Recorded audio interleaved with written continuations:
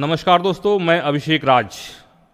आज हम परीक्षा के नज़रिए से 100 इम्पॉर्टेंट प्रश्नों के बारे में बात करेंगे जो कि आपके परीक्षा के लिए काफ़ी मार्गदर्शक साबित होंगे।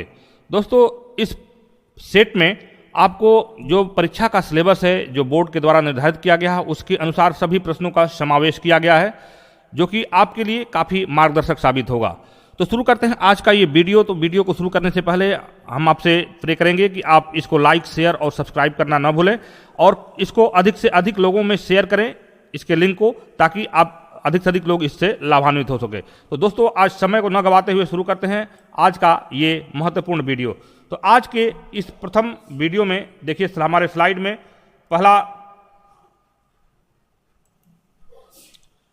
आज का पहला वीडियो है। देखिए आपके स्क्रीन पे है, रेलवे में जोनल स्तर पर क्षेत्रीय राजभाषा कार्यान्वयन समिति के पदेन अध्यक्ष कौन होते हैं?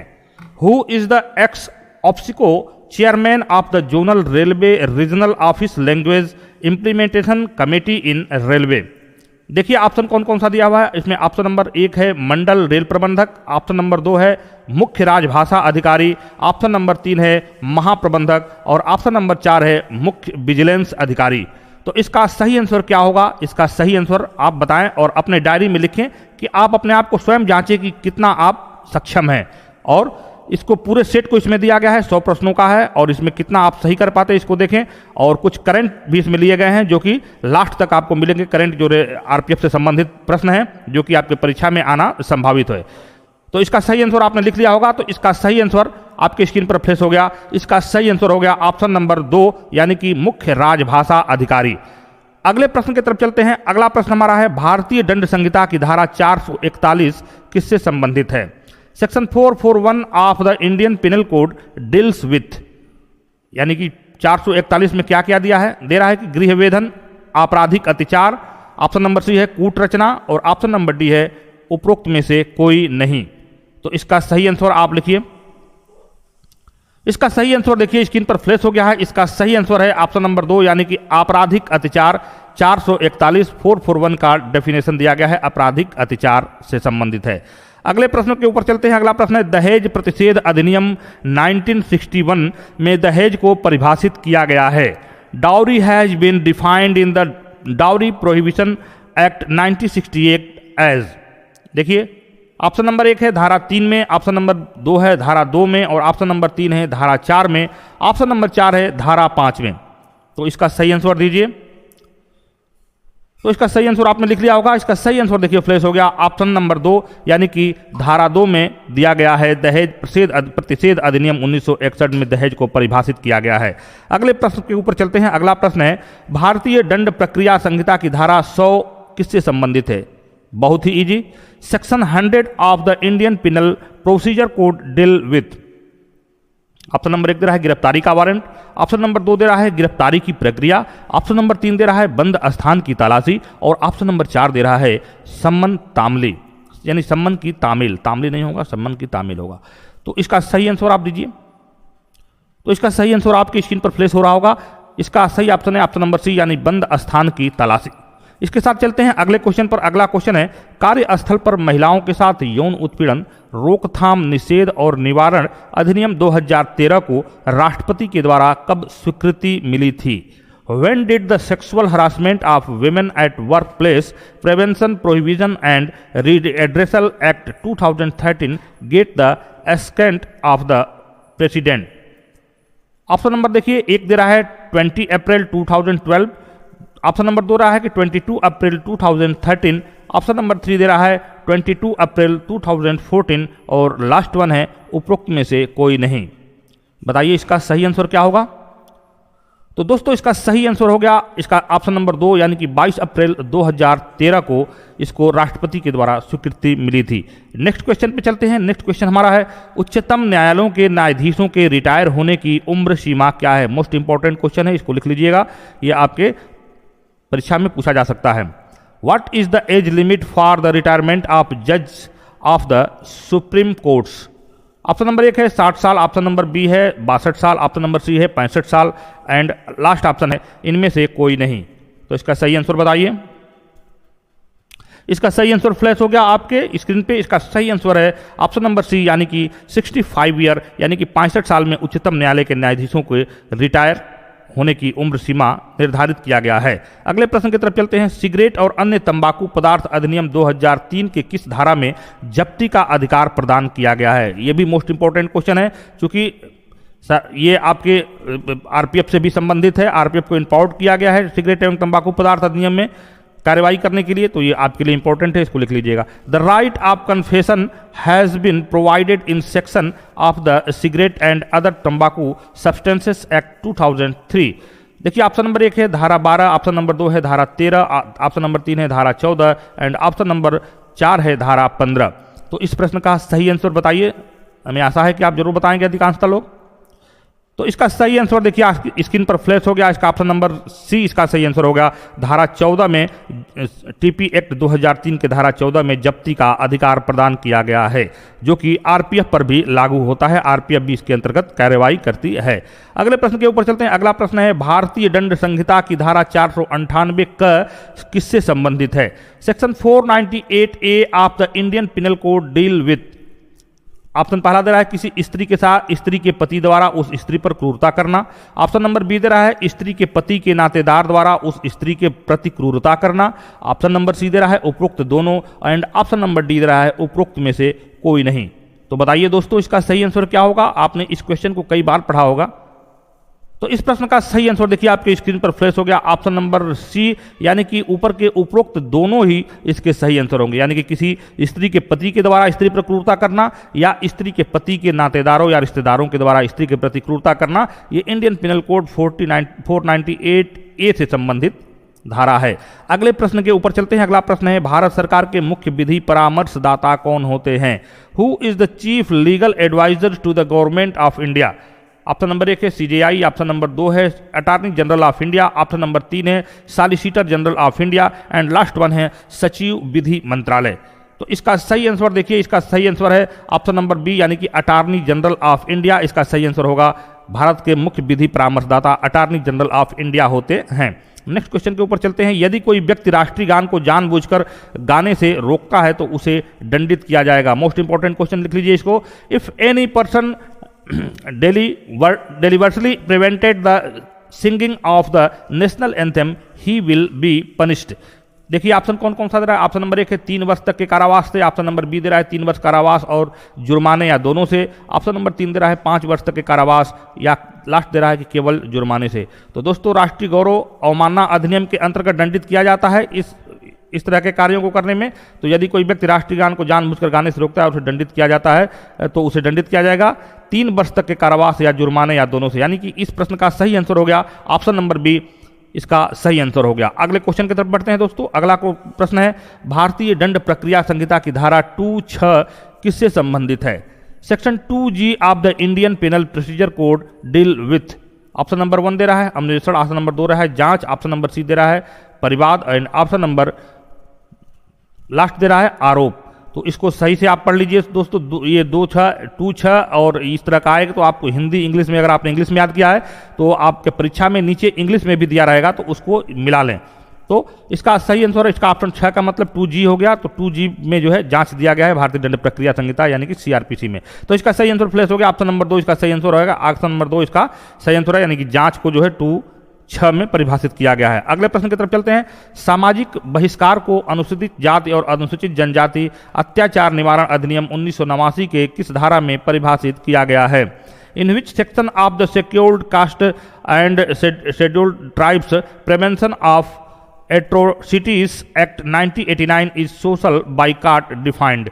देखिए ऑप्शन नंबर 1 दे रहा है धारा 2 का BC, ऑप्शन नंबर दूसरा दे रहा है कि ऑप्शन नंबर 2 का CA, तीसरा दे रहा है 2 का D और चौथा दे रहा है 2 का EB। तो इस प्रश्न का सही आंसर बताइए आप क्या हो सकता है? तो इस प्रश्न का सही आंसर हो गया ऑप्शन नंबर 1, यानी कि धारा 2 BC में SC/ST एक्ट अत्याचार अधिनियम 1989 की धारा में सामाजिक अत्याचार निवारण अधिनियम में 1989 की धारा में परिभाषित किया गया है। इसमें अनुसूचित जाति को और अनुसूचित जनजाति को परिभाषित किया गया है। अगले प्रश्न के ऊपर चलते हैं। अगला प्रश्न है भारत का राष्ट्रीय खेल क्या है? National sports of India is. देखिए ऑप्शन नंबर 1 दे रहा है kho kho, option number B दे रहा है कबड्डी, ऑप्शन नंबर सी रहा है हॉकी, ऑप्शन नंबर डी रहा है कुश्ती। तो इस प्रश्न का सही आंसर क्या होगा आप कमेंट में लिखिएगा। ये प्रश्न मैं आपके लिए छोड़ रहा हूं, आप कमेंट बताइएगा कि इस प्रश्न का सही आंसर क्या होगा। अगले प्रश्न के ऊपर चलते हैं। अगला प्रश्न है भाभा परमाणु अनुसंधान केंद्र कहां स्थित है? Where is Bhabha atomic research centre located? देखिए ऑप्शन नंबर कौन सा दे रहा है बिहार, ऑप्शन नंबर 2 दे रहा है छत्तीसगढ़, ऑप्शन नंबर 3 दे रहा है Rajasthan and option number D दे रहा है महाराष्ट्र। तो इस प्रश्न का सही आंसर क्या होगा बताइए। पिछले प्रैक्टिस सेट में इसको हमने दोहराया है। इस तरह के प्रैक्टिस सेट बार बार आपको मिलते रहेंगे। इस चैनल को आप लगातार देखते रहिए इसको, और इससे हमको आशा है कि जरूर आपको अधिक से अधिक सहायता मिलेगा परीक्षा को क्रैक करने में।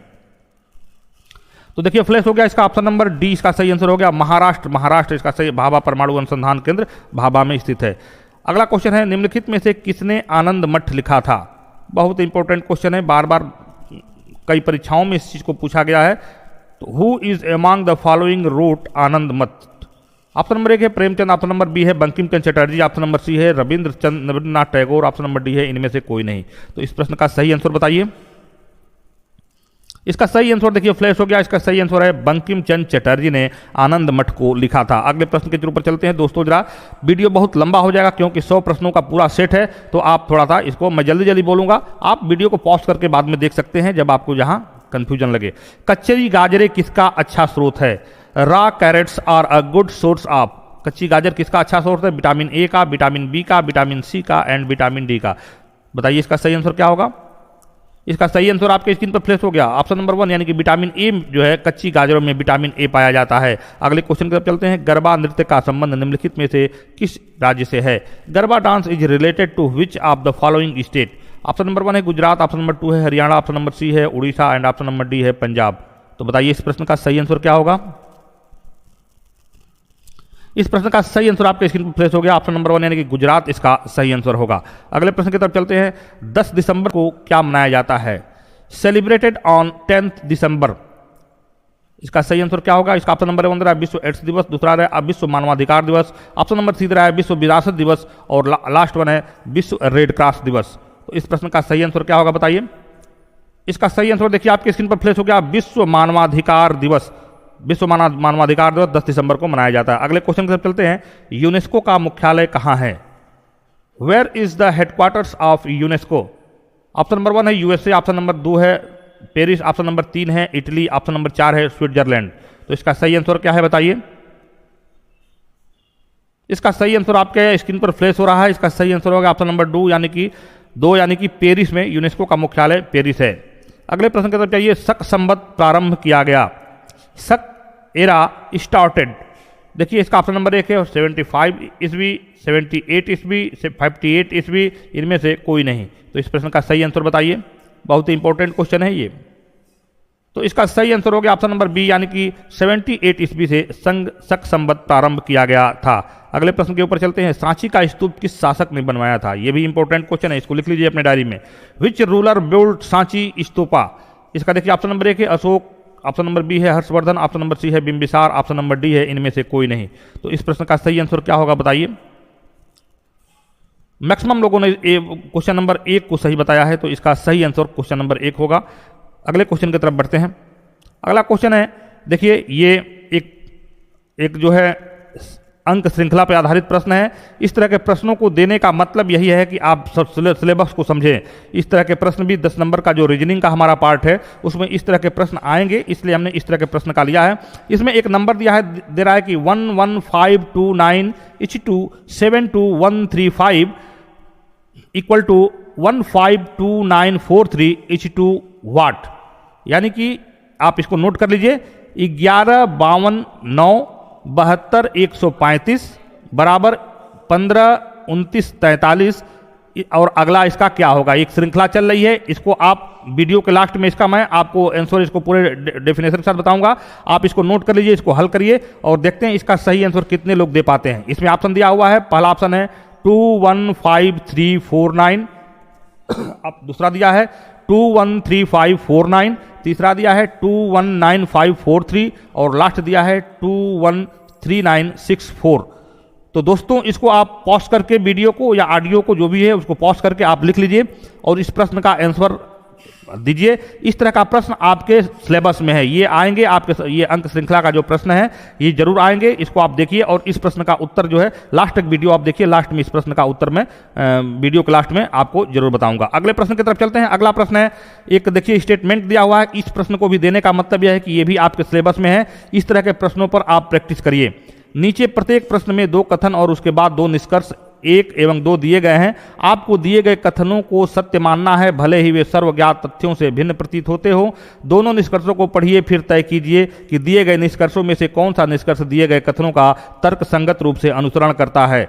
कथन 1 दे रहा है, कोई घर बंगला नहीं है, कुछ आवास बंगले हैं। निष्कर्ष इसमें दे रहा है, निष्कर्ष इसका 1 कोई आवास घर नहीं है, और ऑप्शन नंबर 2 है सभी आवास घर हैं। तो दोस्तों इस प्रश्न को मैं स्किप करता हूं, क्यों? कारण यह है कि इस प्रश्न के बारे में आपको अगर मैं बताऊंगा तो वीडियो काफी लंबा हो जाएगा। लेकिन ये प्रश्न डालने का मतलब यही है कि इस तरह के प्रश्नों का आप प्रैक्टिस कीजिए। ये इस तरह के प्रश्न आपके सिलेबस में है, जो आपके तर्क शक्ति का जो परीक्षण किया जाएगा तो इन्हीं तरह के प्रश्नों किया जाएगा। इसलिए मैं हर तरह के प्रश्नों को इस श्रृंखला में रखा हूं, ताकि आप समझ पाएं पूरे श्रृंखला को, और पूरे आप अपने सिलेबस को समझ पाएं कि आपके सिलेबस में किस तरह के प्रश्न पूछे जाएंगे। तो दोस्तों इसका सही आंसर होगा यदि ना तो निष्कर्ष 1 ही और ना तो निष्कर्ष 2 ही अनुसरण करता है। तो दोस्तों इसको बता देते हैं, इस तरह के प्रश्नों को हल करने के लिए आरेख विधि का उपयोग किया जाता है, और आरेख बनाकर इस तरह के प्रश्नों का हल किया जाता है। इसका आप प्रैक्टिस करिएगा। बहुत सारी किताबों में आपको एसएससी लेवल की जो किताबें होंगी या क्लर्कल लेवल की जो भी किताबें होंगी, इस तरह के प्रश्नों में, उस किताबों में इस तरह के प्रश्न दिए जाएंगे। तो दोस्तों इसको आप जरूर देखिएगा। इस प्रश्न को मैं स्किप करता हूं,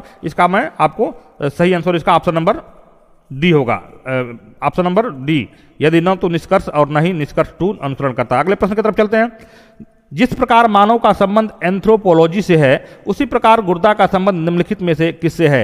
as human is the related to anthropology in a some way, kindly is related to which of the following. तो दोस्तों बता दें, एंथ्रोपोलॉजी जो है एक तरह का ये गुर्दा, ये एक तरह का जो हम लोग का ये हार्ट सिस्टम है, उसके लिए एक मशीन होती है जिसके बारे में वो रिकॉर्ड करता है कि कितना जो है आपके गति है। उसी प्रकार पता है कि अगर यदि मानव का संबंध एंथ्रोपोलॉजी से है, तो उसी प्रकार गुर्दा का संबंध निम्नलिखित, तो गुर्दा का जो है नेफ्रोलॉजी जो है एक विधि है जिससे कि इलाज किया जाता है। नेफ्रोलॉजी जो कि गुर्दा से संबंधित डॉक्टर होते हैं उनको नेफ्रोलॉजी लिखते हैं। तो सही इसका आंसर होगा, देखिए ऑप्शन नंबर ए दे रहा है पेडोलॉजी, ऑप्शन नंबर बी दे रहा है नेफ्रोलॉजी, ऑप्शन नंबर सी दे रहा है ऑस्टियोलॉजी, और ऑप्शन नंबर डी दे रहा है कोई नहीं। तो इसका सही आंसर होगा ऑप्शन नंबर बी, यानी कि नेफ्रोलॉजी। जिस प्रकार मानव का संबंध एंथ्रोपोलॉजी से है, उसी प्रकार गुर्दा का संबंध नेफ्रोलॉजी से है। अगले प्रश्न की तरफ चलते हैं। अगला प्रश्न है, विजाति को अलग कीजिए। विजाति का मतलब होता है कि अलग, जो सबसे अलग हो।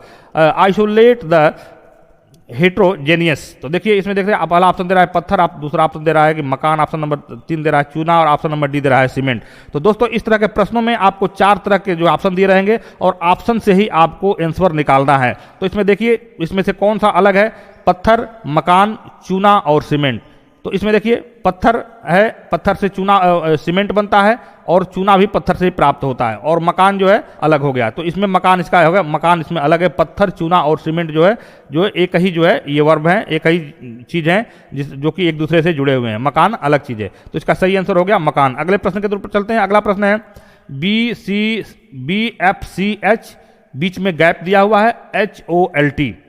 तो इस प्रश्न का सही आंसर देखिए, इसमें ऑप्शन दिया हुआ EK, KL, KD और DK। तो इस प्रश्न का सही आंसर क्या होगा?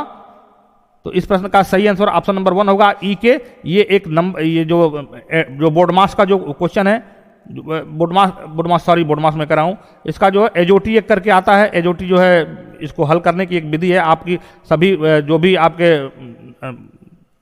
वर्णमाला है ए से लेकर जेड तक, सभी को आप जो है लिखते हैं, और उसका नंबरिंग किया गया EJOTY। ई से जो है 5-5 अंकों का अंतराल देकर लिखा है एजोटी। तो इसको आप प्रैक्टिस करिएगा इस तरह का क्वेश्चन का। इसका सही आंसर होगा ऑप्शन नंबर 1, यानी कि EK होगा। अगले प्रश्न के पर चलते हैं। अगला प्रश्न है AB, बीच में डैश दिया है, फिर BAA, फिर डैश दिया है A, फिर डैश दिया है BAAB, फिर दिया है AB। और देखिए इसका ऑप्शन दिया हुआ है, ये एक श्रृंखला चल रहा है प्रश्न का, एक रिपीट हो रहा है बार बार प्रश्नों का। तो इस तरह के प्रश्न का देने का मतलब है कि इस तरह के प्रश्नों पर भी आप प्रैक्टिस करिए। 10 नंबर बहुत ही महत्व रखते हैं आपके जो है परीक्षा में।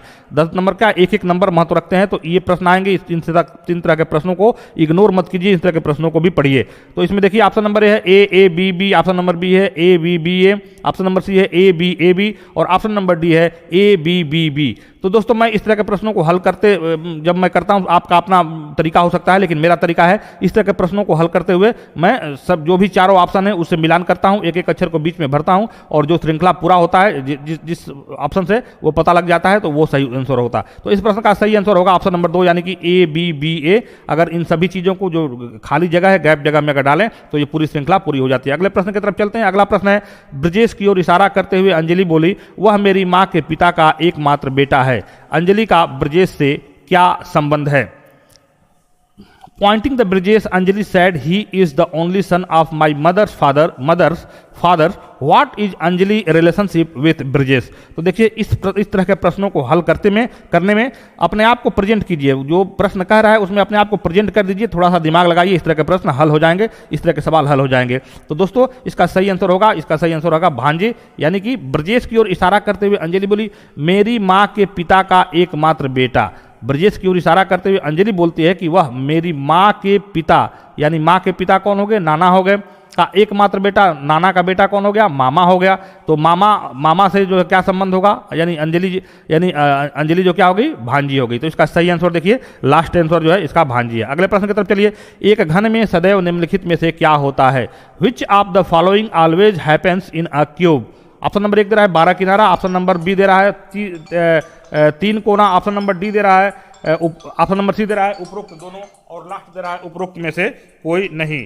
तो इस तरह के, तो इसका सही आंसर क्या होगा? इसका ऑप्शन नंबर बी, इसका सही आंसर ऑप्शन नंबर बी होगा, उपरोक्त, ऑप्शन नंबर सी होगा उपरोक्त दोनों। अगले क्वेश्चन की तरफ चलते हैं। अगला क्वेश्चन है, दूध में हमेशा रहता है, always is milk. Option number 1 दे रहा है पानी, ऑप्शन नंबर 2 दे रहा है वसा, ऑप्शन नंबर सी दे रहा है कैल्शियम, ऑप्शन नंबर डी दे रहा है शक्कर। तो दोस्तों इसका सही आंसर क्या होगा बताइए? इसका सही answer option number C calcium होगा। अब आप कहेंगे कि दूध में तो पानी भी रहता है, वसा भी रहता है, शक्कर भी रहता है, तो कैल्शियम क्यों? तो दोस्तों कैल्शियम जो है इसमें बहुतायत मात्रा में रहता है। तो इसमें इस तरह के प्रश्न को पूछने का मतलब है कि आपका जो है तर्क शक्ति, आपके अंदर जो चीज़ों को की कल्पना करने के लिए, चीज़ों के बारे में आप कितना नॉलेज रखते हैं इसके बारे में। तो इसमें बहुतायत मात्रा में कैल्शियम रहता है, इसलिए कैल्शियम दिया है, दूध में हमेशा कैल्शियम रहता है। इसका सही answer option number C calcium हो जाएगा। अगला प्रश्न पढ़ते हैं, विजाति को अलग कीजिए, यानी कि इनमें से अलग कीजिए। तो इसका देखिए, आइसोलेट द हेट्रोजेनियस। देखिए ऑप्शन नंबर 1 दे रहा है मई, ऑप्शन नंबर बी दे रहा है जुलाई, ऑप्शन नंबर सी दे रहा है अगस्त, ऑप्शन नंबर सी दे रहा है सितंबर। तो इस प्रश्न का सही आंसर देख लीजिए दोस्तों, इसका सही आंसर होगा ऑप्शन नंबर डी, यानी कि सितंबर जो है इन सभी से अलग, मई, जुलाई, अगस्त और सितंबर इससे अलग है सब। अगले प्रश्न के ऊपर चलते हैं। भारतीय साक्ष्य अधिनियम के किस धारा में डीएनए टेस्ट साक्ष्य में ग्रह है? तो DNA test under which section of the Indian evidence act is DNA test admissible in evidence? Option number A है 45A, ऑप्शन नंबर बी है 47, ऑप्शन नंबर सी है 50, ऑप्शन नंबर डी है 55। तो ऑप्शन नंबर 45 में दिया गया है कि ऑप्शन नंबर 45 में ये दिया गया है, इसका ए ऑप्शन है इसका सही आंसर होगा। अगले प्रश्न के ऊपर चलते हैं। अगला प्रश्न है आपका, भारतीय दंड प्रक्रिया संहिता की धारा 2 द किससे संबंधित है? Section 2D of the Indian penal procedure code deal with. Option number 1 दे रहा है सेक्शन 2D ऑफ द, तीसरा दे रहा है Indian penal code, Indian penal, option number C दे रहा है procedure code, option number D दे रहा है डील विथ। यानी ये किससे संबंधित है? भारतीय दंड प्रक्रिया संहिता की धारा 2 द किससे संबंधित है? सॉरी, इस क्वेश्चन में थोड़ा सा कंफ्यूजन है, इस क्वेश्चन को स्किप करते हैं, क्वेश्चन गलत लग रहा है, टाइप हो गया है। तो अगले क्वेश्चन की तरफ चलते हैं, इस क्वेश्चन को हल करना नहीं करना है, अगले क्वेश्चन की तरफ चलते हैं। प्रबंध की विशेषताओं में क्या शामिल है? Management features includes. Option number 1 है प्रबंध की क्रिया निरंतर चलती रहती है, ऑप्शन नंबर बी है प्रबंध एक सामूहिक क्रिया है, ऑप्शन नंबर सी है प्रबंध एक सामाजिक क्रिया है, और ऑप्शन नंबर डी है उपरोक्त सभी। तो इस तरह के जो स्टेटमेंटल प्रश्न है कि आपका जो है कितना, आपके अंदर लीडरशिप कितना है, आप कितना किन चीज़ों पर आपकी कितनी पकड़ है, इस तरह के प्रश्न आते हैं। तो इस तरह के प्रश्नों को भी आप प्रैक्टिस करिएगा। तो इसका सही आंसर होगा ऑप्शन नंबर डी, यानी कि उपरोक्त सभी। यानी जो प्रबंधन की विशेषता होती है उसमें, जो मैनेजमेंट की जो विशेषता उसमें, उसका जो तीनों कथन ही सही है ऊपर उपरोक्त। तो अगले क्वेश्चन के ऊपर चलते हैं। अगला क्वेश्चन है, वीआईपी सिक्योरिटी को कितने कैटेगरी में बांटा गया है? तो आप इसका दे रहा है कि VIP security is divided into how many categories? तो इसका ऑप्शन नंबर 1 है 2, ऑप्शन नंबर 2 है 3, ऑप्शन नंबर 3 है 4, ऑप्शन नंबर 4 है 5 एंड ऑप्शन नंबर 5 है 6। तो इसका सही आंसर देखिए, इसका सही ऑप्शन होगा ऑप्शन नंबर बी, यानी कि वीआईपी सिक्योरिटी कैटेगरी को 3 वर्गों में, 3 कैटेगरी में बांटा गया है। तो इसका ऑप्शन नंबर बी इसका सही होगा। अगले प्रश्न के ऊपर चलते हैं। मौलिक अधिकारों का संरक्षक है, is the custodian of fundamental right?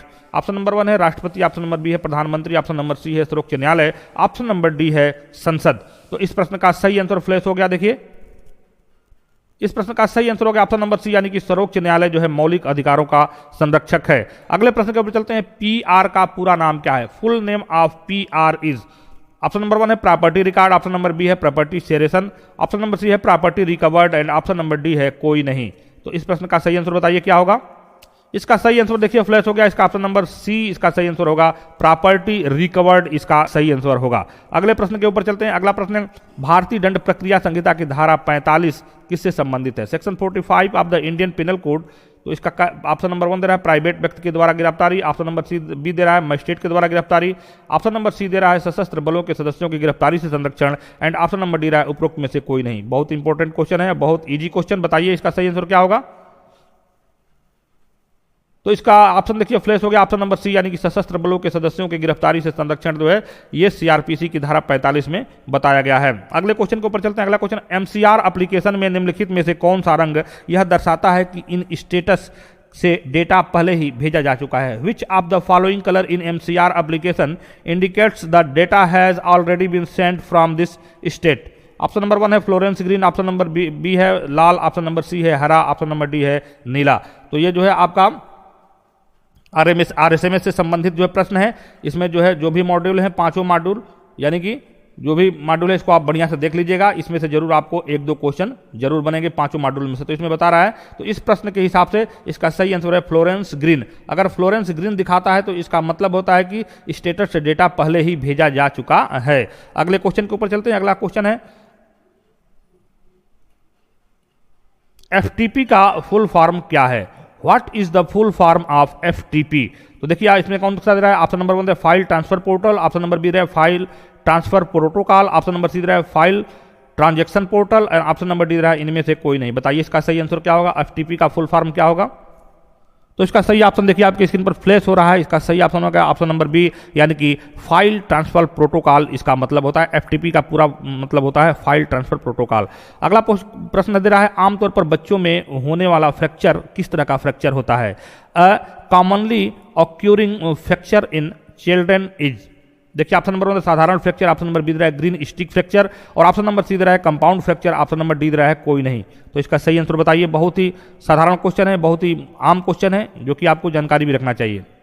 तो इसका सही ऑप्शन देखिए, इसका फ्लैश हो गया, इसका ऑप्शन नंबर सी सही है, कंपाउंड फ्रैक्चर होता है। बच्चों पर आमतौर पर कंपाउंड फ्रैक्चर ही होते हैं। अगले क्वेश्चन के ऊपर चलते हैं। भारत के संविधान का भाग 3 किससे संबंधित है? मोस्ट इंपॉर्टेंट क्वेश्चन है, इसको लिख लीजिए।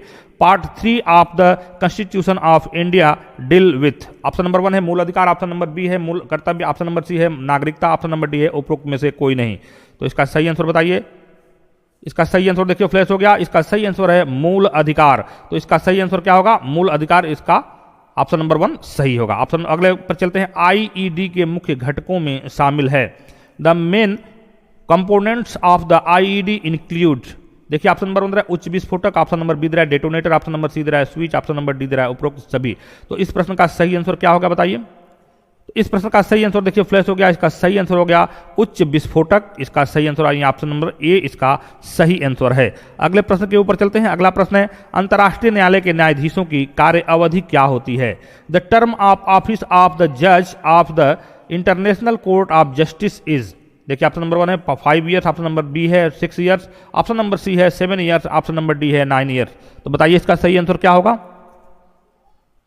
तो इसका सही आंसर देखिए आपके स्क्रीन पर फ्लैश हो गया, 9 ईयर्स है। अंतर्राष्ट्रीय न्यायालय के न्यायाधीशों की कार्य अवधि 9 साल तक की होती है। अगले प्रश्न के ऊपर चलते हैं। विस्फोटक का पिता किसे कहा जाता है? Who is the called of father of explosives? देखिए option number 1 Bill Brent, option number B दे रहा है Roger Bacon, option number C दे रहा है सोनबिन, ऑप्शन नंबर डी दे रहा है सर अल्फ्रेड वर्नाथ नोवेल। तो इसका सही आंसर क्या होगा बताइए? इसका सही आंसर आपके स्क्रीन पर फ्लैश हो गया, ऑप्शन नंबर डी इसका सही आंसर हो गया। सर अल्फ्रेड वर्नाथ नोवेल विस्फोट के पिता कहा जाता है। अगले प्रश्न पर चलिए। मूल पत्र की प्रतिलिपि यदि किसी भी विभाग को प्रेषित की जाती है तो उसे निम्नलिखित में से क्या कहते हैं? देखिए बहुत ही कॉमन क्वेश्चन है, इसको आप ध्यान से पढ़िएगा और इस तरह के क्वेश्चन आपके परीक्षा में पूछे जाएंगे, जो कि आपके वर्तमान आपको रटे रटाए जो आपका जो क्वेश्चन है वो तो पूछे जाएंगे, लेकिन इस तरह के क्वेश्चन भी अधिकांशतः पूछे जाएंगे। If a copy of the original letter is send to any department then it is called with of the following. Option number A परिपत्र, ऑप्शन नंबर बी है प्रस्ताव, ऑप्शन नंबर सी है प्रेस विज्ञप्ति और ऑप्शन नंबर डी है इसका पृष्ठांकन। बताइए इसका सही आंसर क्या होगा? तो इसका सही आंसर देखिए आपके स्क्रीन पर फ्लैश हो गया। इसका सही ऑप्शन है ऑप्शन नंबर डी, यानी कि उसको मूल पत्र की प्रतिलिपि यदि किसी विभाग को प्रेषित की जाती है तो उसको पृष्ठांकन कहते हैं। यह रेलवे एक्ट के 12 में दिया गया है।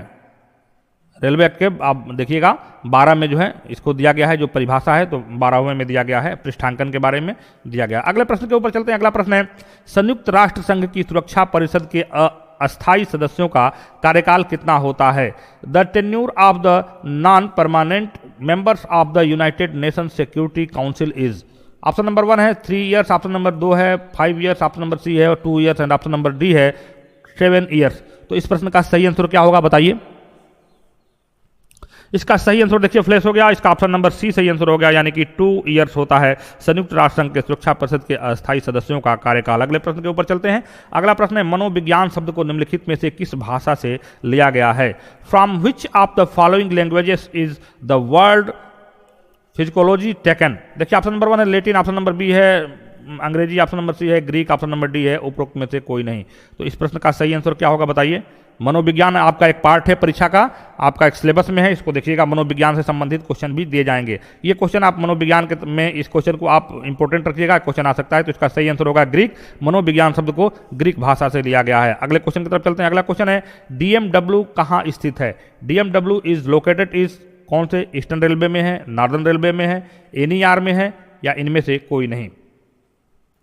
इसको डीएलडब्ल्यू मत समझिएगा आप लोग, डीएमडब्ल्यू है, ये डीएमडब्ल्यू है, नॉर्दर्न रेलवे में है। इसको आगे इसका सही आंसर होगा ऑप्शन नंबर बी, यानी कि नॉर्दर्न रेलवे। अगले क्वेश्चन की तरफ चलते हैं। अगला क्वेश्चन है आईसीएफ कहाँ स्थित है? ICF integral coach factory. ICF is located is SER, SWR, SR, NER. बताइए इसका सही आंसर क्या होगा? इसका सही आंसर आप बताइए। इसका सही आंसर प्लेस हो गया ऑप्शन नंबर सी, यानी कि सदर्न रेलवे में आईसीएफ स्थित है, सदर्न रेलवे में। अगला है भारतीय दंड संहिता की धारा 362 किससे संबंधित है? Section 362 of the Indian penal code deal with. पहला है व्यपहरण के लिए दंड, ऑप्शन नंबर 2 है अपहरण की परिभाषित किया गया है, ऑप्शन नंबर 3 है आपराधिक बल को परिभाषित किया गया है, ऑप्शन नंबर सी है हमला को परिभाषित किया गया है। तो बताइए इसका सही आंसर क्या होगा? तो इसका सही आंसर आपके स्क्रीन पर फ्लैश हो गया। अपहरण को परिभाषित किया गया है भारतीय दंड संहिता के धारा 362 में। अगले प्रश्न पर चलते हैं। अगला प्रश्न है निम्नलिखित में से कौन सी रीट जारी की जा सकती है यदि नियुक्ति वैधानिक प्रावधानों के विपरीत हुई हो? यदि कोई नियुक्ति वैधानिक प्रावधानों के विपरीत हुई हो तो कौन सी रीट नियुक्त की जा सकती है? Which of the following right can be issued of the appointment is contrary to the statutory provision? तो इसका देखिए ऑप्शन नंबर 1 प्रतिषेध, ऑप्शन नंबर बी दे रहा है अधिकार अपेक्षा, ऑप्शन नंबर सी दे रहा है परमादेश, ऑप्शन नंबर डी दे रहा है उत्प्रेरण। बताइए इसका सही आंसर क्या होगा? तो इसका सही answer option number B flash हो गया। इसका ऑप्शन नंबर सी यानी अधिकार अपेक्षा जो है रीट जारी की जाती है यदि नियुक्ति वैधानिक प्रावधानों के विपरीत हुई हो तो। अगले प्रश्न के ऊपर चलते हैं। कपड़ा जिस प्रकार से परिधान से संबंधित है ठीक उसी प्रकार लकड़ी का संबंध निम्नलिखित में से किससे है? रिलेशन से संबंधित क्वेश्चन है। Wood is related to which of the following in the same way as cloth is related to clothing? देखिए ऑप्शन नंबर इसमें कौन कौन सा ऑप्शन नंबर दे रहा है? अलमारी, ऑप्शन नंबर बी दे रहा है फर्नीचर, ऑप्शन नंबर सी दे रहा है कारपेंटर, ऑप्शन नंबर डी है जंगल। तो इसका सही आंसर बताइए। इसका सही आंसर आपसे ऑप्शन नंबर बी फ्लैश हो गया। इसका सही आंसर यानी कि ऑप्शन नंबर बी फर्नीचर जो है लकड़ी, जिस प्रकार कपड़े का संबंध परिधान से है उसी प्रकार लकड़ी का संबंध फर्नीचर से है। अगले प्रश्न के ऊपर चलते हैं। अगला प्रश्न है पीएसए का फुल फॉर्म क्या होता है? The full form of PSA is. Option number 1 दे रहा है public security agency, option number B दे रहा है private security agency, option number C दे रहा है public sector alliance, option number D दे रहा है उपरोक्त में से कोई नहीं। तो इस प्रश्न का सही आंसर बताइए। इस प्रश्न का सही आंसर देखिए फ्लैश हो गया। इसका सही ऑप्शन है ऑप्शन नंबर बी, यानी कि प्राइवेट सिक्योरिटी एजेंसी पीएसए का फुल फॉर्म है। अगले प्रश्न पर चलते हैं। अगला प्रश्न है देखिए रजिस्टर से आगे संबंधित प्रश्न जो है, आप एस्टेब्लिशमेंट से बहुत सारे रजिस्टर मत याद कीजिएगा, आप क्राइम की जो रजिस्टर है उनको जरूर याद करिएगा। क्राइम के रजिस्टर जो है बहुत ही इंपॉर्टेंट है, इसमें से जरूर 1-2 रजिस्टर के बारे में पूछेगा। आरपीएफ E13 रजिस्टर है। आप आरपीएफ E13 एस्टेब्लिशमेंट का ये 13 रजिस्टर क्या है? आरपीएफ E13 रजिस्टर्ड इज क्या करें कि movement order, option number B है leave certificate, option number C reward register, option number D दे रहा है मस्टर रोल। तो इसका सही आंसर बताइए। इसका सही आंसर देखिए ऑप्शन नंबर 1 यानी कि मूवमेंट आर्डर इसका सही आंसर होगा। E30 आरपीएफ का E30 रजिस्टर जो है ये मूवमेंट आर्डर से संबंधित रजिस्टर होता है। अगले प्रश्न पे चलिए, संविधान के किस अनुच्छेद में राज्य पर यह जिम्मा डाला गया है कि वह बच्चों और युवाओं को सभी तरह के शोषण से बचाए? In which article of the constitution is has been imposed on the state of protect children and youth from all forms of exploitation? Option number A है देखिए 39 ख, ऑप्शन नंबर बी है 39 ख, ऑप्शन नंबर डी है सी है 39 घ, option number D है 40। इसका सही आंसर क्या है? तो इसका सही आंसर देखिए फ्लैश हो गया, इसका ऑप्शन नंबर सी यानी कि 39 घ में बताया गया है कि राज्य पर यह जिम्मेदारी है कि वह बच्चों और युवाओं को सभी तरह के शोषण से बचाएं, ये राज्य सरकार की जिम्मेदारी है। अगले प्रश्न पे चलते हैं। अगला प्रश्न है, संयुक्त राष्ट्र संघ ने विश्व मानवाधिकार की घोषणा को कब अंगीकार किया था? The United nation adopted the world declaration of human right. Option number A है 20 दिसंबर 1948, ऑप्शन नंबर बी है 15 दिसंबर 1945, ऑप्शन नंबर सी है 25 दिसंबर 1946 एंड लास्ट है इनमें से कोई नहीं। तो बताइए इस प्रश्न का सही आंसर क्या होगा? इसका सही आंसर हो गया ऑप्शन नंबर 1 यानी कि 20 दिसंबर 1948 को संयुक्त राष्ट्र संघ ने विश्व मानवाधिकार की घोषणा को अंगीकार किया था। अगले प्रश्न के ऊपर चलते हैं। अगला प्रश्न है, संविधान के किस अनुच्छेद के अंतर्गत आपातकाल की घोषणा की जाती है? Under which article of the constitution emergency is declared? Option number A है 352, ऑप्शन नंबर बी है 356, ऑप्शन नंबर डी है सी है 360, ऑप्शन नंबर डी है 350। तो इस तरह के प्रश्न देखिए कंफ्यूज वाले हो सकते हैं। किस अनुच्छेद के अंदर आपातकाल की घोषणा की जाती है? एक प्रश्न इसमें बनता है राज्यों में कब आपातकाल लगाई जाती है, किस अनुच्छेद के अंतर्गत राज्य में आपातकाल लगाई जाती है? या एक प्रश्न बन सकता है कि राष्ट्रपति के द्वारा आपातकाल किस अनुच्छेद के अंतर्गत घोषित किया जाता है? तो इन सारी चीजों को देखिएगा। इस प्रश्न का सही आंसर हो गया आपके ऑप्शन नंबर ए यानी कि 352 इसका सही आंसर होगा। अगले प्रश्न के ऊपर चलते हैं। अंतर्राष्ट्रीय न्यायालय के न्यायाधीशों का कार्य अवधि क्या होता है? The term of office of the जज of the international court of justice is? Option number A है 5 ईयर्स, ऑप्शन नंबर बी है 6 ईयर्स, ऑप्शन नंबर सी है 7 years and option number D है 9 ईयर्स। ये प्रश्न मेरे ख्याल से रिपीट हो गया है, तो इस प्रश्न का सही आंसर फ्लैश हो गया, इसका ऑप्शन नंबर डी इसका सही आंसर होगा। अगला प्रश्न है, एमसीआर एप्लीकेशन में निम्नलिखित में से कौन सा रंग दर्शाता है कि स्टेटस के डेटा पहले ही भेज सकता है? ये रिपीटेड क्वेश्चन हो गया है, रिपीट हो गया है। Which of the following colour is MCR application indicates that data has already been sent from this state? Fluorescent green, हरा।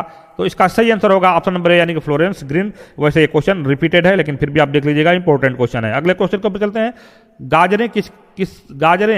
कच्ची गाजरें किसका अच्छा स्रोत है? Raw carrots are a good source. इसका ऑप्शन नंबर है vitamin A, option number B है vitamin B, option number C है vitamin C and option number D है विटामिन डी। तो इसका सही आंसर हो गया ऑप्शन नंबर 1 यानी कि विटामिन ए इसका सही आंसर हो गया। ये भी क्वेश्चन रिपीट है, फिर भी इसको देख लीजिएगा। अगला क्वेश्चन कह रहा है कि यदि किसी स्थान पर चोरित संपत्ति को रखने का संदेह है तो उसकी तलाशी लेने का प्रावधान दंड प्रक्रिया संहिता 1973 के किस धारा में दिया गया है? If there is a suspicion of having stolen property at any place, then the provision for search thereof has been given in section of the Code of Criminal Procedure 1973। Important question है, इसको देख लीजिएगा। Option number 1 है 93, option number B है 92, option number C है 95, option number D है 94। तो इस प्रश्न का सही आंसर क्या होगा बताइए? इसका सही आंसर देखिए फ्लैश हो गया 94 इसका सही होगा, यानी कि इसका सही आंसर यानी कि सीआरपीसी के 94 में ये दिया गया है। अगला प्रश्न चलते हैं। ईसीसीआर यानी कि दक्षिण पूर्व मध्य रेलवे का मुख्यालय किस राज्य में है? In which state is the headquarters of the SECR यानी कि south east central railway? South east central railway का मुख्यालय किस राज्य में है ये पूछ रहा है। तो ऑप्शन नंबर ए है Madhya Pradesh, option number B है छत्तीसगढ़, ऑप्शन नंबर सी है कर्नाटक और ऑप्शन नंबर डी है तमिलनाडु। तो इसका सही आंसर देखिए आपके स्क्रीन पर फ्लैश हो गया, ऑप्शन नंबर बी यानी कि छत्तीसगढ़ इसका सही आंसर होगा। ईसीसीआर का मुख्यालय जो है छत्तीसगढ़ के अंतर्गत आता है। तो दोस्तों ये जो जोन है और जो बैटालियन है उनके बारे में आप एक सरसरी निगाह देख लीजिएगा, इनमें से एक क्वेश्चन आपका बनता है। एक क्वेश्चन आएगा। अगले क्वेश्चन की तरफ चलते हैं। अगला प्रश्न है, आरपीयूपी अधिनियम 1966 के अंतर्गत अपराध करने वाले व्यक्ति को अधिक से अधिक कितने दिनों तक न्यायिक हिरासत में रखे जाने का प्रावधान है। इंपॉर्टेंट क्वेश्चन है, इसको देख लीजिएगा। Under the RPUP act 1966 there is a provision to keep a person who has committed an offense in judicial custody for a maximum period of, देखिए ऑप्शन नंबर 1 दे रहा है 45, ऑप्शन नंबर सी है 60, option number C है 15, option number C है 19।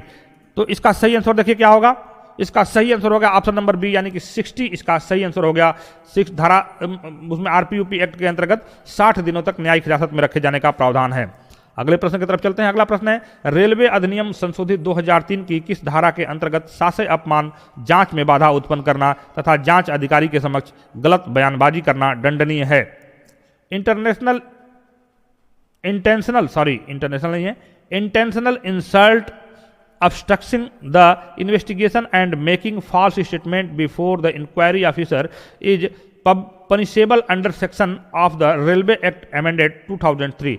Option number 1 है 128F, option number B है 180D, option number C 180D and option number last है 180E। तो इस प्रश्न का सही आंसर हो गया आपका ऑप्शन नंबर बी यानी कि 180G में यह बताया गया है कि रेलवे अधिनियम के धारा 2003 के संशोधित अधिनियम धारा 3 के अंतर्गत शासकीय अपमान, जांच में बाधा उत्पन्न करना तथा जांच अधिकारी के समक्ष गलत बयानबाजी करना ये 180G में बताया गया है। ये दंडनीय है, 180G में बताया गया। अगले प्रश्न की तरफ चलते हैं।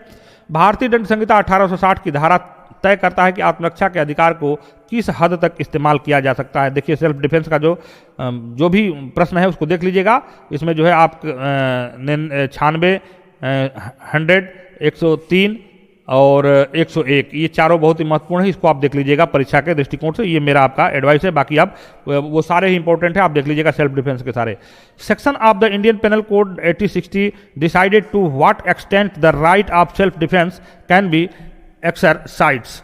देखिए ऑप्शन नंबर 1 है 100, ऑप्शन नंबर बी है 99, ऑप्शन नंबर सी है 98, ऑप्शन नंबर डी है 97। तो इसका प्रश्न का सही आंसर बताइए क्या होगा।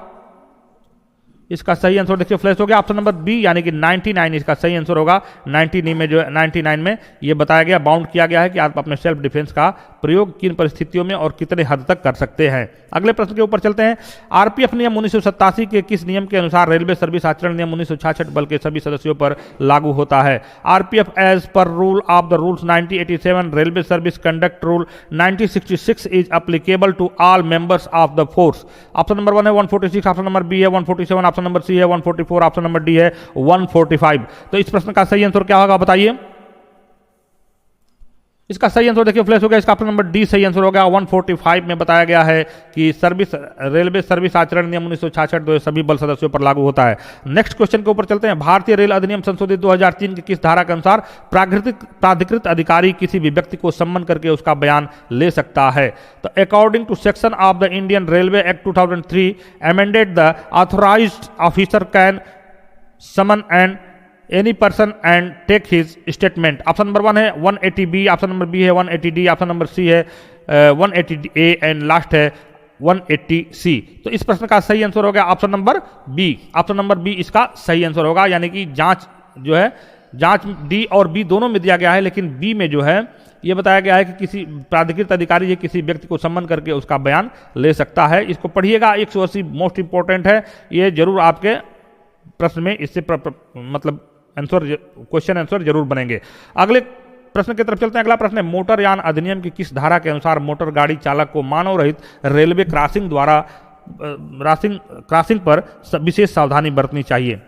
As per section of motor vehicles act, motor vehicles driver should exercise caution and unmanned railway crossing. Option number है 129, ऑप्शन नंबर बी है 131, ऑप्शन नंबर सी है 128 एंड ऑप्शन नंबर सी है 130। तो दोस्तों ये भी बहुत इंपॉर्टेंट क्वेश्चन है, इसको आप लिख लीजिएगा अपने प्रश्न में, इसको हाईलाइट कर लीजिएगा। ऑप्शन नंबर बी यानी कि 131 में जो है मोटर यान के गाड़ी चालकों को मानव रहित रेलवे क्रॉसिंग पर सावधानी बरतने के बारे में बताया गया है। नेक्स्ट क्वेश्चन के ऊपर चलते हैं। सूचना के अधिकार अधिनियम 2005 की किस धारा के अंतर्गत सूचना देने से छूट का प्रावधान है। इंपॉर्टेंट क्वेश्चन है, देख लीजिएगा माइनर एक्ट का। The provision of expansion from giving information has been given under section of the right of information act 2005। देखिए ऑप्शन कौन कौन सा, ऑप्शन नंबर 1 है 9, ऑप्शन नंबर बी है 10, ऑप्शन नंबर सी है 7 एंड ऑप्शन नंबर डी है 8। तो इसका सही आंसर क्या होगा बताइए। इसका सही आंसर देखिए फ्लैश हो गया, ऑप्शन नंबर डी इसका सही आंसर होगा, यानी कि 8 में बताया गया है कि सूचना देने से छूट का प्रावधान जो है बताया गया आरटीआई एक्ट 2005 के अंतर्गत। अगले क्वेश्चन को चलते हैं, आजाद हिंद फौज की स्थापना किसने किया था? Who founded the Azad Hind फौज? ऑप्शन नंबर 1 है Bhagat Singh, option number B है Subhash Chandra Bose, option number C है Chandrashekhar Azad, option number D है इनमें से कोई नहीं। तो दोस्तों इसका सही आंसर बताइए क्या होगा। तो इसका सही आंसर देखिए फ्लैश हो गया, इसका सही आंसर है इनमें से कोई नहीं, यानी कि भगत सिंह, सुभाष चंद्र बोस और चंद्रशेखर आजाद। बहुतायत लोग इसको चंद्रशेखर आजाद पे लगाएंगे क्योंकि आजाद हिंद फौज है। तो आपको बता दें आजाद हिंद फौज को चंद्रशेखर आजाद के द्वारा बाद में उसका कमांड अपने हाथ में ले गया। उसके फाउंडर जो है, अब एग्जैक्टली मुझे नाम नहीं मालूम है, लेकिन फाउंडर कोई और थे, उनके नाम आएगा सामने, अगर ऑप्शन में होता तो जरूर हमें याद आया था। तो इसमें से इसका सही आंसर होगा इनमें से कोई नहीं। अगले प्रश्न के ऊपर चलते हैं, पहली संसदीय राजभाषा समिति कब गठित हुई थी? When was the first parliamentary official language committee constituted?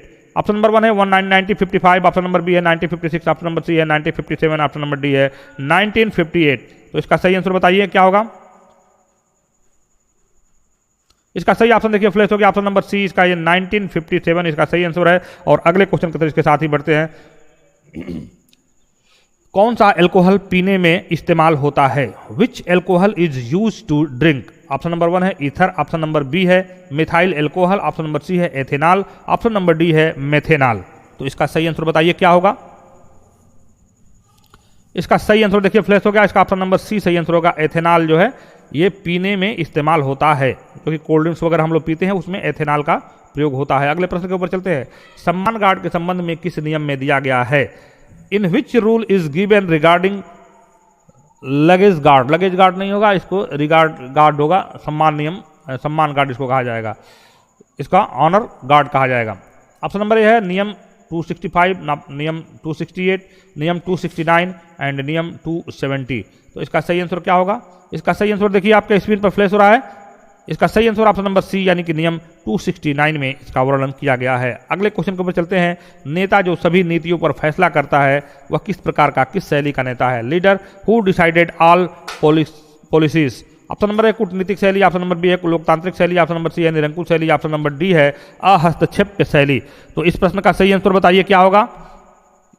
ये प्रश्न जो है आपका ऑप्शन नंबर सी इसका सही आंसर फ्लैश हो गया, निरंकुश शैली का नेता कहा जाएगा। जो नेता सभी नीतियों पर स्वयं फैसला करता है, वो अपने नीतियों में किसी को शामिल नहीं करता है, वो निरंकुश शैली का नेता होता है। अगला प्रश्न है, निम्न में से कौन सील का प्रकार नहीं है?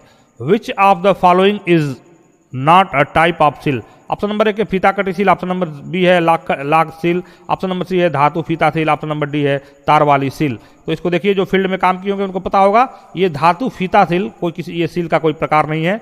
तो इसका सही आंसर ऑप्शन नंबर सी यानी कि धातु फीता सील इसका सही आंसर होगा। अगले प्रश्न पे चलते हैं। अगला प्रश्न है, बुटलेग किस विभाग का फिटिंग्स है? Bootleg belongs to which department? Option number A है विद्युत, ऑप्शन नंबर बी है अभियांत्रिक, ऑप्शन नंबर सी है यांत्रिकी, ऑप्शन नंबर डी है सिग्नल एवं दूरसंचार। तो इस प्रश्न का सही आंसर क्या होगा बताइए। इस प्रश्न का सही आंसर देखिए फ्लैश हो गया, ऑप्शन नंबर डी यानी कि सिग्नल एवं दूरसंचार विभाग का बुटलेग जो है इस विभाग का फिटिंग है।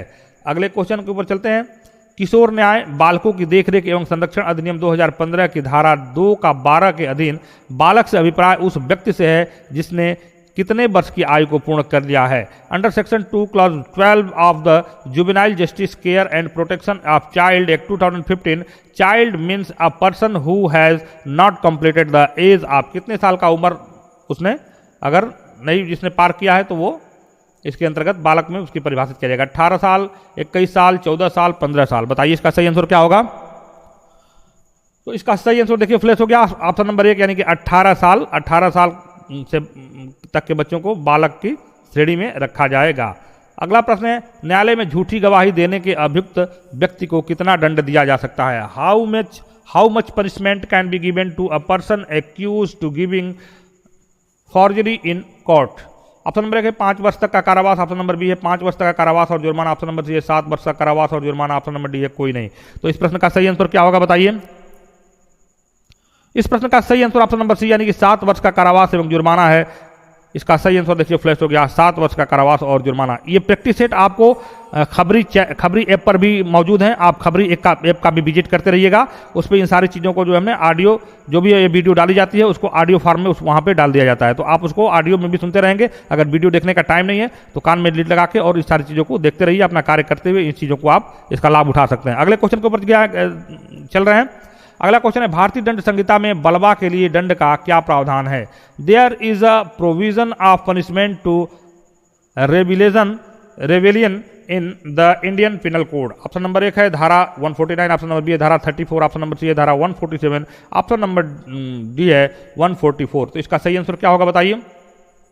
बलवा के लिए दंड के बारे में पूछ रहा है, तो इसका सही आंसर होगा ऑप्शन नंबर सी यानी कि धारा 147 में बलवा के लिए दंड का प्रावधान है, 146 में बलवा को परिभाषित किया गया है। तो इसका सही आंसर क्या होगा? ऑप्शन नंबर सी यानी 147 इसका सही आंसर होगा। अगला प्रश्न है, मानव शरीर की मास्टर ग्रंथि कौन सी होती है? Which is the master gland in human body? Option number 1 है एड्रेनल ग्रंथि, ऑप्शन नंबर बी है पीयूष ग्रंथि, ऑप्शन नंबर सी है थायराइड ग्रंथि, ऑप्शन नंबर डी है इनमें से कोई नहीं। बताइए इस प्रश्न का सही आंसर क्या होगा? इस प्रश्न का सही आंसर फ्लैश हो गया, ऑप्शन नंबर बी यानी कि पीयूष ग्रंथि को मास्टर ग्रंथि कहा जाता है मानव शरीर के अंतर्गत। अगले क्वेश्चन के ऊपर चलते हैं।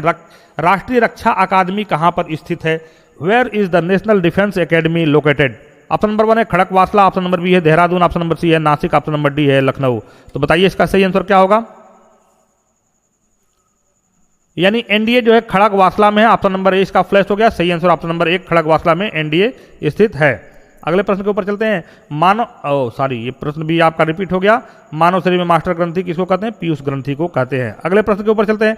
पानीपत का तृतीय युद्ध कब लड़ा गया था? The third battle of Panipat was fight in. देखिए इंडियन हिस्ट्री से क्वेश्चन आ गया।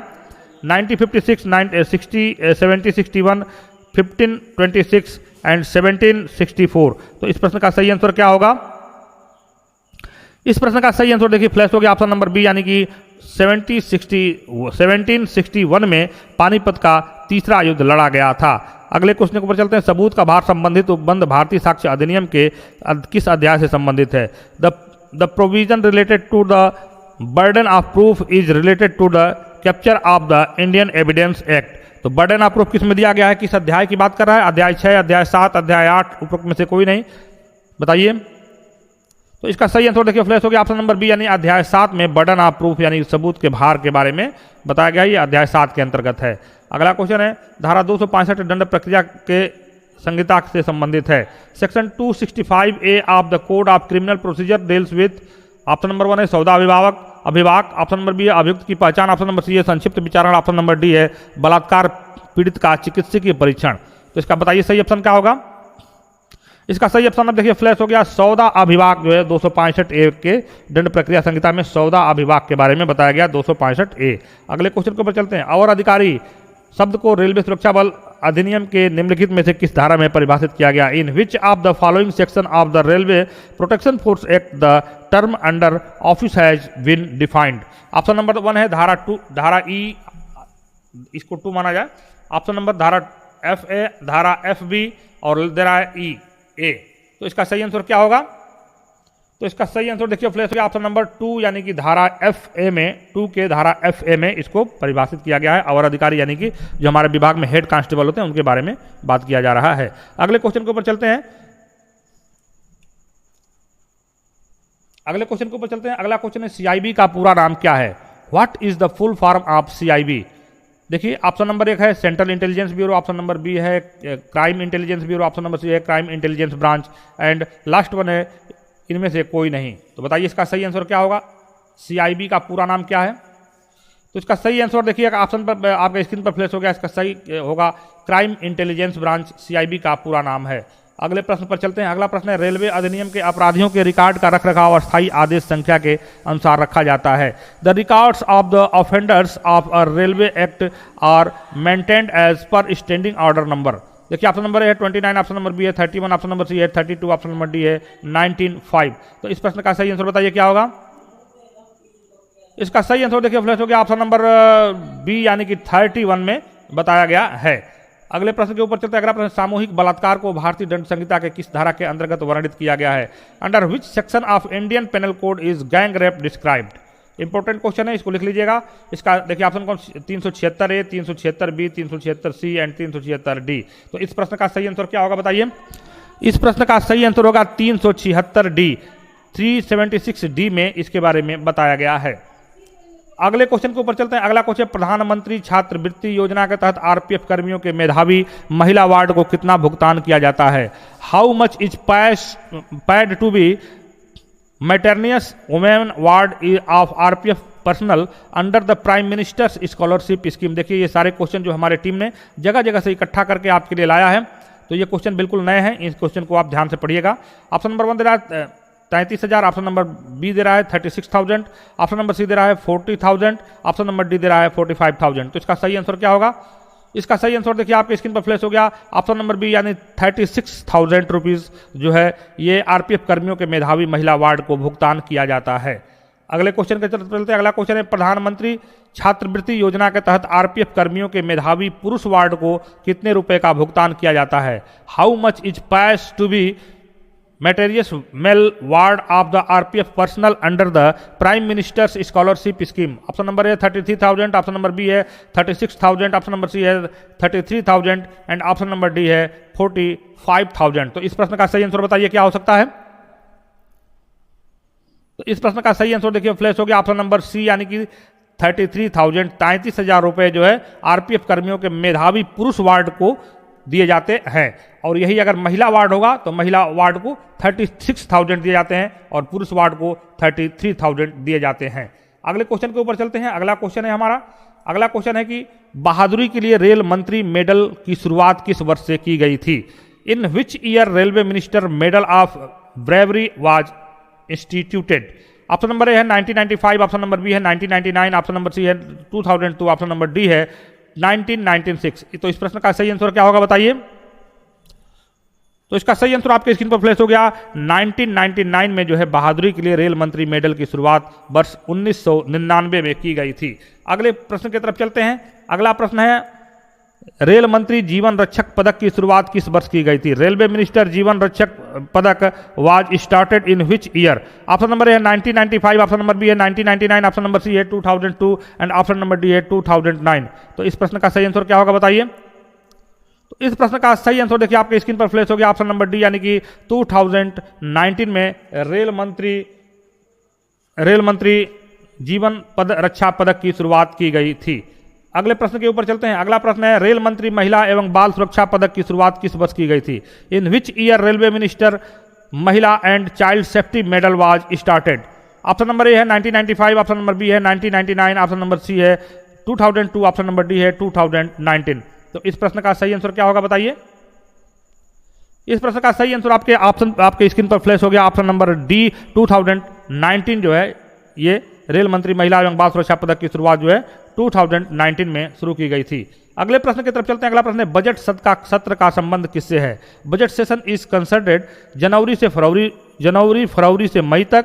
दूसरा ऑप्शन दे रहा है कि अप्रैल जून एवं जुलाई। ऑप्शन नंबर सी है मार्च अप्रैल व मई। ऑप्शन नंबर डी है जुलाई सितंबर व नवंबर।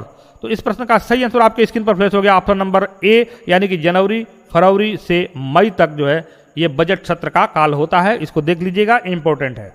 अगले प्रश्न की तरफ चलते हैं। अगला प्रश्न है, शीतकालीन सत्र किस महीने से कब तक होता है। From which month is the winter season. तो इसका देखिए ऑप्शन नंबर है जनवरी फरवरी से मई तक। ऑप्शन नंबर बी है अप्रैल जून व जुलाई। ऑप्शन नंबर सी है नवंबर से दिसंबर तक। ऑप्शन नंबर डी है जुलाई से अगस्त सितंबर तक। तो इसका सही आंसर देखिए आपके स्क्रीन पर फ्लैश हो गया, ऑप्शन नंबर सी यानी कि नवंबर से दिसंबर तक ये शीतकालीन सत्र होता है। इसको आप लिख लीजिएगा। इस तरह का आपको महीने का अगर याद कर लेंगे, ये तीनों सत्रों के बारे में याद लिख लेंगे, तो ये चीज़ें जो हैं विजातीय जो प्रश्न आते हैं, विजातीय अलग करें या अलग जो शब्द है उसको चुनिए, तो इसमें आपको ये महीनों के नाम में आपको काफ़ी आसानी होगा। अगले प्रश्न की तरफ चलते हैं। भारत में विकसित 2 प्रकार के कोविड-19 के कौन कौन से टीके हैं। Which are the 2 type of कोविड-19 वैक्सीन डेवलप्ड इन इंडिया। देखिए ऑप्शन इसमें दे रहा है कि सिनोफार्म, कोरोना वैक, तीसरा दे रहा है एस्ट्राजेनेका और लास्ट दे रहा है कि कोविशील्ड एंड कैनविसिन। तो इसका सही आंसर क्या होगा बताइए। इसका सही आंसर देखिए आपके ऑप्शन पर फ्लिप हो गया, कोविशील्ड एंड कोवैक्सीन। इसका सही आंसर है ये जो है दोनों भारत में विकसित किए गए हैं। इसके अलावा आपको ऑप्शन में देख लीजिए, ये ऑप्शन बनाए गए हैं, इस ऑप्शन को आप देख लीजिएगा, उसमें से स्पुतनिक हैं और कई सारे जो हैं कई देशों के रसिया के द्वारा, चीन के द्वारा, कई देशों के कंट्री के द्वारा जो है ये एंटी कोविड वैक्सीन बनाए गए हैं। तो इसमें देख लीजिएगा इंडिया में जो बनाए गए हैं वो है कोविशील्ड एंड कोवैक्सीन। अगला प्रश्न है लास्ट प्रश्न है इसका, रेलवे के अंतर्राष्ट्रीय संघ के उपाध्यक्ष के रूप में किसे नामित किया गया है? Who has been named as the Vice President of International Union of Railway? Option number 1 Ram Singh Sengar, option number B दे रहा है श्री अरुण कुमार महानिदेशक रेसूब, ऑप्शन नंबर सी दे रहा है Vivek Kumar Yadav, option number D दे रहा है एम वेंकटेश। तो इस प्रश्न का सही आंसर क्या होगा बताइए? तो इस प्रश्न का सही आंसर आपके स्क्रीन पर फ्लैश हो गया, श्री अरुण कुमार महानिदेशक रेलवे सुरक्षा बल को अंतर्राष्ट्रीय संघ के उपाध्यक्ष, रेलवे के अंतर्राष्ट्रीय संघ के उपाध्यक्ष के रूप में नामित किया गया है। तो इस तरह से दोस्तों ये पूरा सेट जो है हमने बनाने की कोशिश किया है, इसमें हर तरह के प्रश्नों को समावेश किया है जिससे कि आपको अपना सिलेबस समझने में आसानी हो। तो दोस्तों ये वीडियो काफ़ी लंबा हो गया लेकिन बहुत इंपॉर्टेंट है, इसको देखिएगा और हमारे वीडियो को लाइक शेयर सब्सक्राइब कीजिए, इसको कम से कम अपने अधिक से अधिक ग्रुपों में शेयर कीजिए ताकि हमारा भी थोड़ा सा मनोबल आगे बढ़े और हम आगे काम करने के लिए आपके लिए उत्साही हों। और दोस्तों इस तरह के प्रश्न लगातार इस चैनल पर आते रहेंगे, 1-2 दिन में आप लगातार चैनल को वॉच कीजिए, इसको शेयर कीजिए, सब्सक्राइब कीजिए। और दोस्तों आज के लिए इतना है, हमें दीजिए इजाजत, फिर मिलते हैं अगले वीडियो में आपसे किसी अगले टॉपिक पे और अगले प्रैक्टिस सेट के साथ। तो नमस्कार दोस्तों, जय हिंद, अपना ख्याल रखिए, गुड बाय, नमस्कार।